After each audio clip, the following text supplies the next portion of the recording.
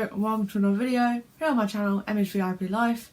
Remember to like, subscribe, share this video, check out my Instagram. So, about a week ago I did a video about how I celebrated getting my A-level results. Obviously there was quite a journey throughout my A-level years and other parts of my school, throughout my A-level years, because they were very much disrupted by COVID. But I just thought it'd be a good idea to explain a bit about what my education journey for my GCSEs and A-levels kind of entailed, and what it took to get in those results, or got and told you about in that video. So when it came to doing the GCSEs, we were the first year of doing the full course, but the second year of taking the new exams, and they were tough. So I did triple science, I did English language, English lit, maths, food, preparation and nutrition, and history. And yeah, the exams were tough. I had 17 exams, and when it comes to exams I have 100% extra time, and so those exams were very long. I had one day where I had 2 days where I had two on the same day, and so I was in there for like 7 hours with the two exams, one with maths in the morning and English language in the afternoon, so that was 6.5 hours. And then the other one was English language in the morning, history in the afternoon, and that was 7 hours, and I typed 11 pages when I did that one in total for the whole day, so I was shattered by the end of those exams. But when it came to results, I didn't get what I was supposed to get. I got 3s in everything apart from food, prep and nutrition, where I got a 6. And it turns out on all of them, when I found out from my teachers what my actual grades were, all of those 3s were really, really close to 4s. So for example, I was 4 marks off a 4 marks off a 4 for my maths, and 3 marks off a 4 for my English language, which obviously I needed.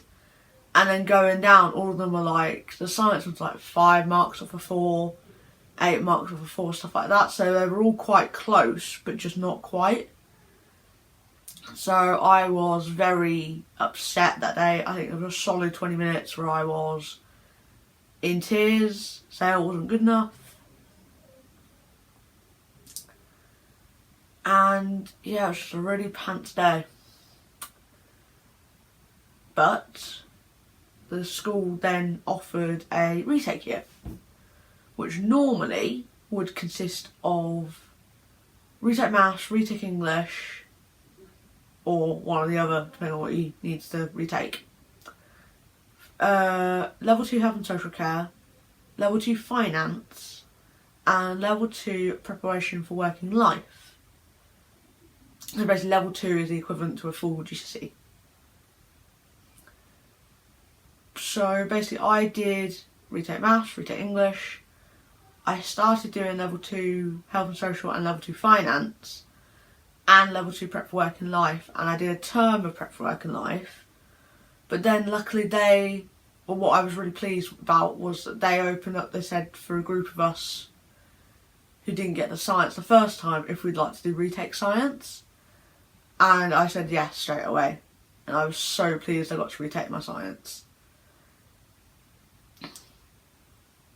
So out of our maths group, those of us who were really close to getting a 4 the first time was put down to retake it in November rather than next summer.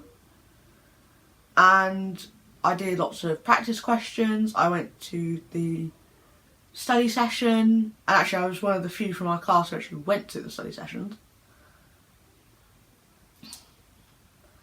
And then November ones came around and I got my result for that and I got a 4 and I was so happy. And so I didn't have retake maths anymore, and instead I had that as like an extra study period, which was good to do like some health and social coursework, or I used it to do like some revising for finance or revising for English. So I really enjoyed level 2 health and social care. It's one of my health and social care, I've realised, is one of my absolute favourite subjects. Actually, I ended up taking it for A level, and I was saying, if I'd never done that retake year and done really badly on my first time round, I would never have discovered that I liked health and social care. And how much like I've gotten out of it. Like, I was able to volunteer and find out something else that I love to do, which is teaching another student Braille. I would have never been able to do, and that's part of my favourite parts of my sixth form school life, is things like that, which I would have never been able to do if it hadn't been for that retake year and for doing health and social care. Also, I loved the level 2 finance. It was so interesting and so relevant today as well. So now, like, if we're chatting about something, I can actually get involved in those kind of conversations and really like having those kind of conversations. I really like listening to the news and watching the news and stuff now. I like to know what's going on because I've done that finance and know how much I'm interested in it. I was saying, even if you do have a bit of a disappointment with something like that, you can always find something else to pick yourself back up with. Actually,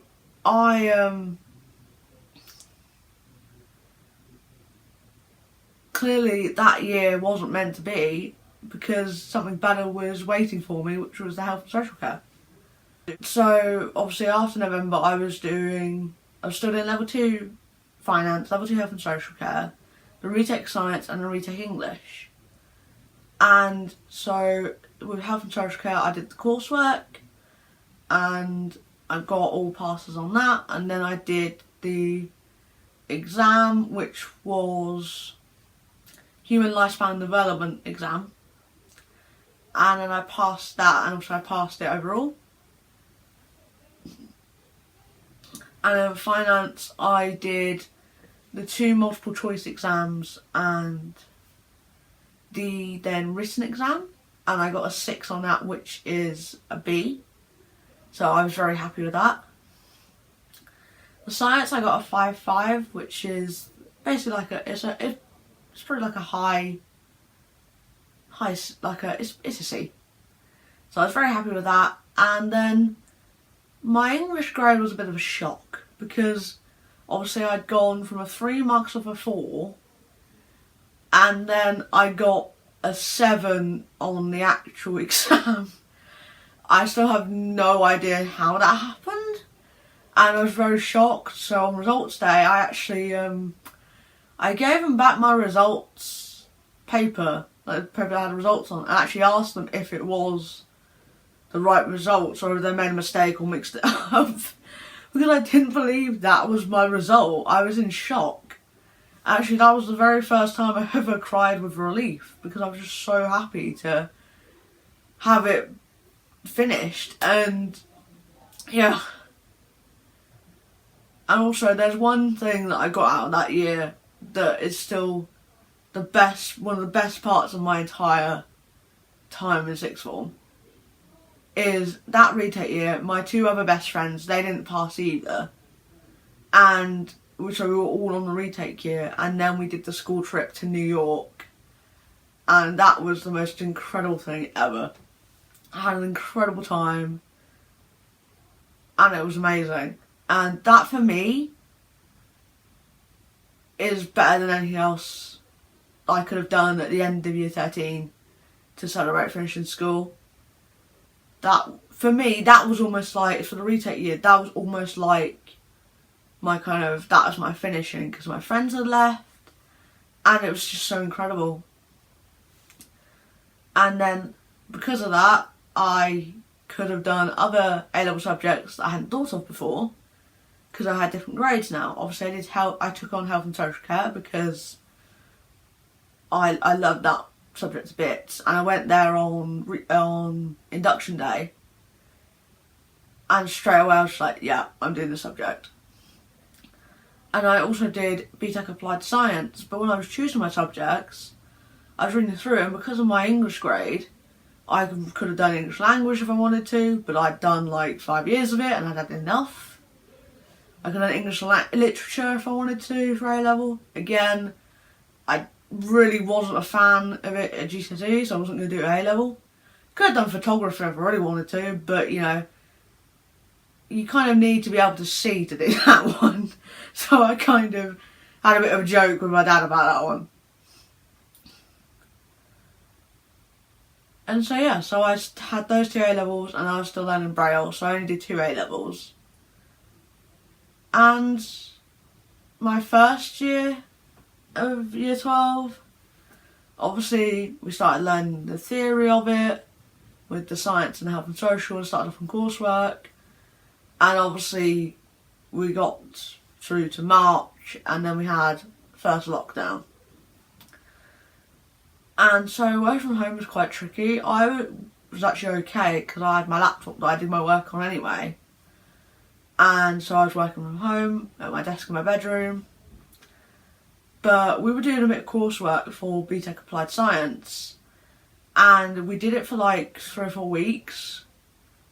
And then when we went back into school in September, was told it didn't count towards our grade at all. So we were all quite frustrated about that. And then also, it was just quite tricky to do like coursework for health and social at home, because you could do it, but you wasn't as good as like when you're in the actual classroom, talking to people and getting the teacher's feedback, and when going through the content for it, you know, talking to like with other people in the class and having like a class discussion about it, and going more in depth about thinking about certain parts of it, or like thinking different things like the theory of it, or say someone in the class might mention something that I haven't thought of, or the teacher might say something that I haven't thought of for it. So it was really quite different. And then luckily we went back in September when we were in year 13. And then it was just a question again of like, obviously we got back into the theory and stuff before the exam and the coursework. But obviously there's a lot of kind of, all of us asking questions like what's going to happen now about the coursework and the exam because of COVID. And we'd missed a big chunk of it, especially the science. The science level, the first year, the year 12 part, there was a whole big chunk of practical coursework that we never did. That we were supposed to do, because there was the practical part that was like part of it. Well, there's a big chunk of what we needed to do to pass the whole course, and obviously we never did that. So we were all kind of like, what's going to happen because of that? What's going to happen now with the exam? What's going to happen now with his coursework? We did another bit. That one did count, thankfully, because obviously we took ages on the first one, it didn't. But again, we had to look at practicals for our year 13 stuff, and we were able to do a few, but not very many in class, because then we had another lockdown after Christmas, and again there was so many questions of what's happening with the exam, the coursework, and it's very hard to do practicals from online, because we had to just look at the pictures of it or read through the method of it. We couldn't actually physically do it, and it was quite frustrating for us and the teachers. And so in the end, also the exam board weren't the most helpful. They didn't actually tell us how we were going to be assessed until a week before we were actually doing it. So yeah, that was rather helpful. So we got back into school after that, and instead of doing all like the course that we had left, they'd altered it So we just finished off this like bigger piece of coursework we've been doing at home for health and social care. So instead of doing parts like unit 5 and then unit 6, 7 and 8, we just finished off unit 5 because there just wasn't enough time to fit it in and they didn't want to put that kind of pressure on us. And then instead of the exam, we did 3 assessments. But technically, because my 2 both had coursework, there were only 2 assessments and 1 bit of coursework which was one of our assessments. So the assessment's basically like the exam, but we were given a percentage rather than knowing the grade. And then we find out the grade on results day. But yeah, so it's very different. And then I didn't go to the leavers party for year 13 because of COVID it was different anyway, and it was a disco, and obviously because I'm night blind, disco really isn't my thing, and because my friends weren't there anymore, I didn't know anyone. So, didn't know anyone, going to a disco where it's dark and loud, it just wasn't my thing, so I really wasn't bothered about going. And then, so that's kind of that through A-levels and GCSEs, but then now, I've finished my A-levels, but I'm not ready for uni yet. Like, I was thinking about it, but because of COVID, I just don't feel ready. So instead, I'm going to be doing a year at college, doing a level 3 course in food science and nutrition. And I start on 6th September, and I'm very excited. But I am a bit nervous because it's a different environment with different people. They haven't had someone who's visually impaired on this course before, so I'm a bit of a new thing to them. So it's definitely going to be a bit of an interesting year. But yeah, I am nervous, like not a huge amount, I'm mainly excited. But the thing that's helping with the nervousness is I'm able to talk to my family and they're all really supportive. And also, like, I've got things in place, like if I get a bit upset about it or nervous about anything, I've got things that I really like to do that help with that. So I'll sit and listen to like my favourite song and sing along to it. And just then, anything like when I'm upset with anything. Yeah, I sit and listen to my favourite song, or go and do some exercise stuff, and it really helps. So, yeah, a little bit if a little bit nervous, then it's best to find something that you really enjoy that can help cheer you up. And it is, it's normal to be nervous about change and the next step of what's going on, because that's just normal and just human. So it doesn't matter whether you're got sight or not sighted or vision impaired or some other form of disability, then everyone's nervous about the unknown and the new challenges and being nervous about stuff. It's perfectly normal and perfectly fine. So the nerves will be there. And actually the first week may be a bit of a challenge because it may be getting used to learning a new route round somewhere, or making sure all the new equipment works, or setting up new emails and stuff and making sure all that stuff is working. And it may be a bit trial and error for the first week. Trust me, going through school every first week of every new school year, it was all okay, we need to make sure this is sorted out, or something like that. There was always something, and it always made it slightly interesting, but also there was slight nerves, and it always felt a bit hectic. But in the end it was sorted, and then the year was fine. So, like I said, this is going to have some new challenges. So I said, it's normal to be nervous, and it's fine to be nervous. But also try and focus on the positives and all the excitement of what's going to happen in the unknown with potential new friends, potential new experiences, new knowledge to learn.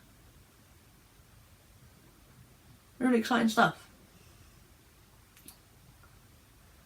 So, thanks for listening. If you have any questions at all, feel free to put them down in the comments. And I'll see you guys in the next one. Bye.